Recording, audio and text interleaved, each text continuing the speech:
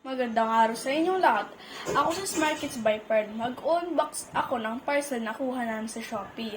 Kailangan ko ito sa school para basahin ko. Let's go sa inyo. Who ordered that? Papa ko. Sige. So, open it.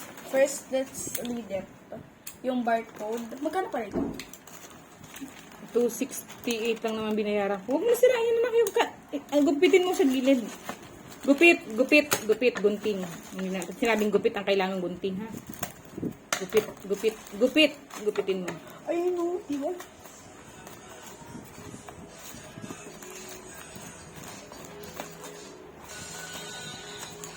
Okay. Yan ko na lang, yan ko na lang. Sige, nagupit na gupit.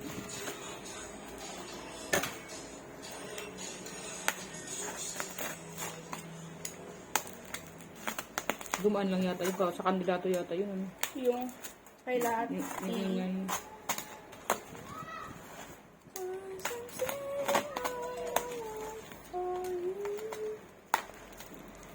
Dahan-dahan, be careful. Kaya ko na oh.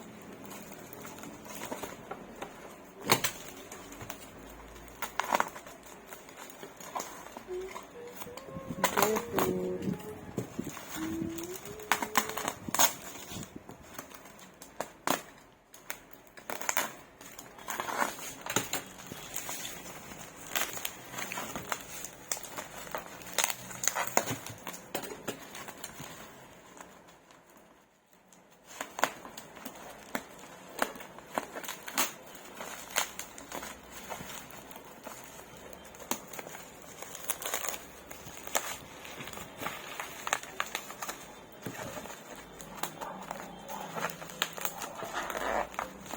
Gupitin. Baka magupit mo yan. Baka makagupit mo, ha?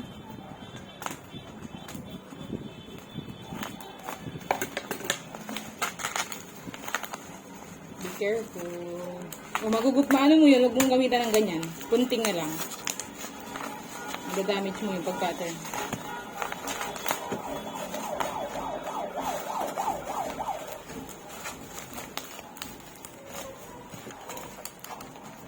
Masisira mo yung item, masisira mo, huwag kang gumamit ka ng cutter. Bunting na lang. Sasabihan ko, hindi nakikinig.